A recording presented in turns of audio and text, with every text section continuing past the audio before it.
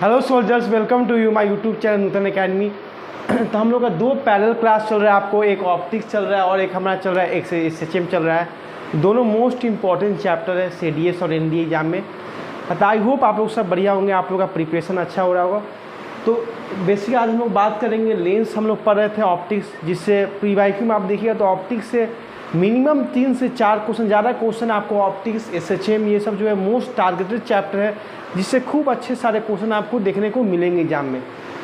तो जितना सारा वीडियो है सारा प्लेलिस्ट में है, आप जाके रिवाइज कर सकते हैं। 1D motion, 2D motion, optics, unit dimension, SHM, सारा वीडियो अपडेट है, आप जाके उसे देख सकते हैं।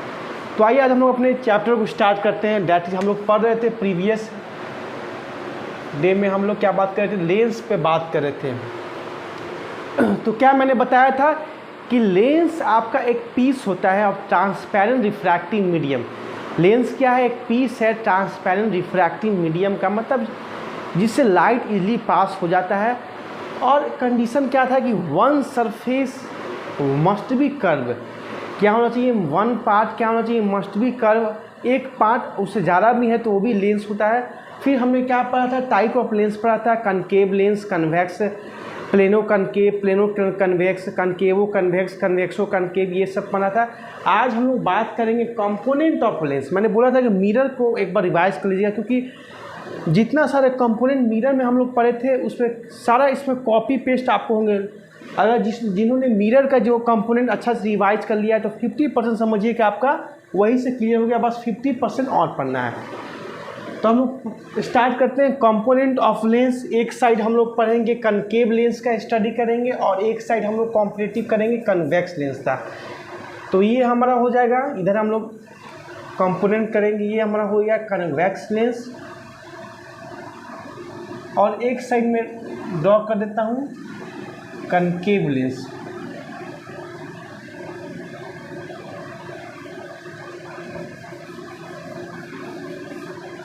तो कन्वेक्स लेंस, पहले शेप जाने कन्वेक्स लेंस कैसे बनता है। तो ये आपका होता है कन्वेक्स लेंस, जिसमें दो पार्ट जो होता है कर्व होता है। कन्वेक्स लेंस क्या है? जिसका दो पार्ट कर्व है। कनकेव लेंस क्या इसको बोलते हैं? ये हमारा क्या सा लेंस है, इसको बोलते हैं कनकेव लेंस। जिस क्या होता है, थिक होता है, आपको एज पर होता है, थिन क्या होता है मिडिल पे, ये थिक मिडिल पे होता है, थिन एज पर होता है। इसी को बोलते हैं कन्वेक्स और कनकेव लेंस। तो डायग्राम से आप लोगों को क्लियर होगा। अब हम लोग पढ़ते हैं कॉम्परेटिव स्टडीज़ के, कुछ कंपोनेंट पे बात करते हैं। तो एक क्वेश्चन मैं क्या पूछना चाहता हूँ, क्या हम लोग कन्वेक्स और कनकेव लेंस को स्फेरिकल लेंस कह सकते हैं कि नहीं? जिस प्रकार मैंने बोला था कि mirror act as a spherical mirror, तो क्या हम लोग लेंस को भी कह सकते हैं कि lens act as a spherical lens? Yes and why? तो यस, लेंस भी क्या है, एक तरह का स्फेरिकल लेंस है। क्यों? हम लोग अब बात करेंगे कि लेंस का डिफिनेशन क्या बोलता है, जिसका वन पार्ट कर्व हो। तो कन्वेक्स और कनकेव, इसको डबल कन्वेक्स बोलते हैं, डबल कनकेव भी, क्योंकि दोनों पार्ट इसका कर्व है। तो आखिर में ये देख लीजिए, ध्यान से देखिएगा, ये जो आपका कर्व सरफेस है इस कन्वेक्स लेंस का, ये जो कर्व सरफेस है इस लेंस का, वो बेसिकली कहाँ से आया है? ये जो आप देख रहे हैं कर्व सरफेस इस लेंस का, ये पार्ट और ये पार्ट, आखिर में ये कैसे आया है? तो अगर हम लोग ये कर्व सरफेस को इस पार्ट ये कन्वेक्स लेंस का ये जो फर्स्ट जो कर्व सरफेस है, इसको अगर हम लोग कंप्लीट करें, डॉटेड लाइन देखिएगा, इसको अगर हम लोग कंप्लीट करें तो this act as a spherical surface. मैंने क्या बोला कि कन्वेक्स लेंस का जो ये वाला सरफेस है, अगर मैं इसको कंप्लीट कर रहा हूँ तो एक तरह का स्फेरिकल शेप को डिजाइन कर रहा है। कैसा शेप को ले रहा है? स्फेरिकल शेप को एग्जिबिट कर रहा है। तो इससे क्या हमें मालूम चलता है कि कन्वेक्स लेंस का जो कर्व सरफेस है वो कहीं ना कहीं इस स्फीयर का ही पार्ट है। ये जो कर्व सरफेस है act as a part of spherical sphere, बोल सकते हैं कि नहीं? इन सिमिलर वे, अगर इस ये कन्वेक्स लेंस का ये वाला जो कर्व सरफेस है, अगर हम लोग इसको भी अगर कंप्लीट करें तो ये भी क्या है, इस स्फीयर का कर्व, इस स्फीयर के कर्व सरफेस का ही पार्ट है। दैट मीन्स ये अगर ये स्फेरिकल सरफेस देखिए या ये स्फेरिकल सरफेस देखिए, दोनों जो स्फेरिकल सरफेस से कहीं ना कहीं एक हर स्फीयर के अपने रिस्पेक्टिव स्फीयर के क्या है, पार्ट हैं, उसके पार्ट है, हिस्सा है। तो so we can say that every lens has two spherical surface, है कि नहीं? Every convex lens has two spherical surface. That means both the curved surface of the convex lens is a part of sphere of the respective surface. हर जो lens का जो भी surface है, जो भी कर्व सरफेस है, वो कहीं ना कहीं पार्ट है स्फेरिकल शेप का। इस कनकेव लेंस में आइए तो इसका भी अगर हम लोग ये जो सरफेस को अगर बनाए और फिर ये भी जो सरफेस को बनाए तो क्या कहीं ना कहीं ये भी जो है स्फीयर का ही पार्ट है। तो आपको ये क्लियर हो गया होगा। तो कि मैं आपसे क्वेश्चन पूछना चाहता हूँ कि जब हम लोग मिरर का कंपोनेंट बताने थे तो मैंने बताया था कि कनकेव मिरर, ये कौन सा मिरर था, ये हमारा कनकेव मिरर था। तो मिरर के क्या थे, एक ही क्या थे, कर्व सरफेस थे। आप देख रहे होंगे मिरर के एक ही कर्व सरफेस था, तो इसीलिए उसका एक ही सेंटर ऑफ कर्वेचर था।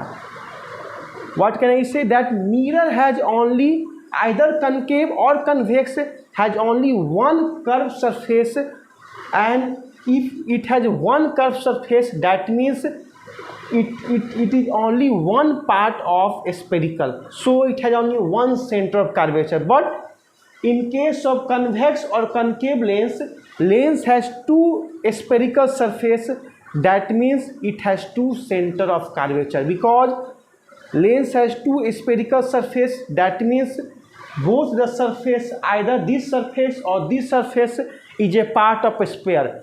And we will know that every sphere has a center. Without center we can't imagine. Man has also center that we call nucleus. Atom, the most smallest particles in the universe, has also center that is called nucleus, where proton exist. So in lens either concave or convex, it has both center of curvature. Why? Because either concave or convex, it has two spherical surface. Both spherical surface is a part of sphere.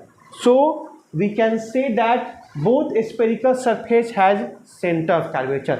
तो आपका एक ये center of curvature होगा C1 इस sphere का, और एक ये सेंटर ऑफ कर्वेचर होगा आपका C2।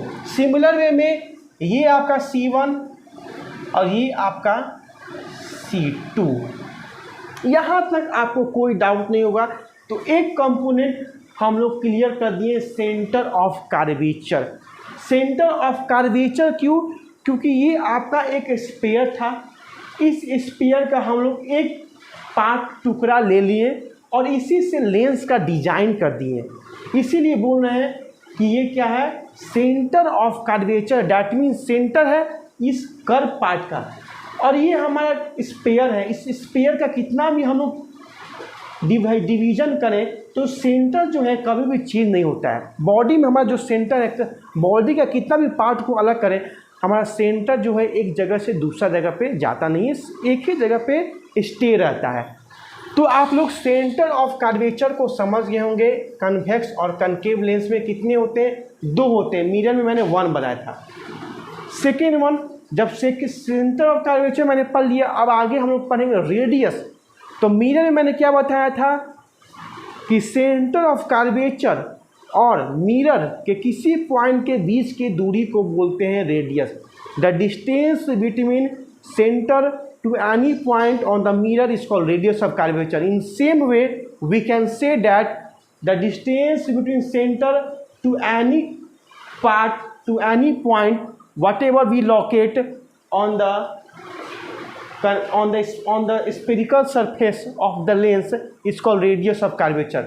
ये देखिए, ये दूरी किसी पॉइंट, अगर ये यहाँ पे कोई पॉइंट मान लें इस सरफेस के, अगर इसके बीच में डिस्टेंस निकालें तो ये हमारा क्या होगा, रेडियस ऑफ कर्वेचर होगा। सिमिलर यहाँ भी सेकेंड रेडियस ऑफ कर्वेचर। इधर आइए, ये सेंट C1 है, इस सरफेस के यहाँ पे अगर कोई पॉइंट ले लें और इसके बीच में जो डिस्टेंस निकाले ये रेडियस होगा। सिमिलर में यहाँ भी रेडियस R2। तो ये दो कंपोनेंट हम लोगों ने खूब क्लियर से बाय फिगर वे में हम लोग समझ गए, सेंटर ऑफ कर्वेचर और radius of curvature. Third component पे बात किया जाए, प्रिंसिपल एक्सिस। मिरर पे मैंने बताया था कि प्रिंसिपल एक्सिस क्या होता है। बेसिकली प्रिंसिपल एक्सिस एक इमेजिनरी लाइन है। क्या है, एक इमेजिनरी लाइन है जो ड्रॉन करते हैं पैरेलली हम लोग हॉरिजॉन्टली एक इमेजिनरी लाइन ड्रॉ करते हैं जिसपे सेंटर ऑफ कर्वेचर लाई होता है। क्या मैंने बोला कि प्रिंसिपल एक्सिस एक इमेजिनरी लाइन है जिसपे सेंटर ऑफ कर्वेचर क्या होता है, उसी पे लाई करता है। ये मिरर पे भी वही डिफिनेशन था, सेम था। तो सेम एक इमेजिनरी लाइन हम लोग ड्रॉ करेंगे, इसी को नाम दे देंगे प्रिंसिपल एक्सिस। सिमिलर वे में यहाँ भी आइए, इमेजिनरी लाइन, प्रिंसिपल एक्सिस। ठीक है, ये समझ रहे हो, दोनों हम लोग कॉम्परेटिव स्टडी लेके चल रहे हैं। ठीक है, तीन कंपोनेंट हम लोग ने पढ़ लिया, centre of curvature, radius of curvature और प्रिंसिपल एक्सिस। फोर्थ आइए, मैंने बताया था कि एक पोल बताया था, मिरर जो मैं बताया था, पोल क्या था, मिरर का बेसिकली मैंने बताया था कि mid point of the surface of the mirror, whether it is concave और कन्वेक्स, उसी को बोलते हैं पोल। बोले मैंने बताया था पोल। यहाँ पे क्या मैं बोलूँगा, यहाँ पे पोल के जगह पे क्या आ जाएगा, एक new term that is called optical centre. क्या आ जाएगा, ऑप्टिकल सेंटर।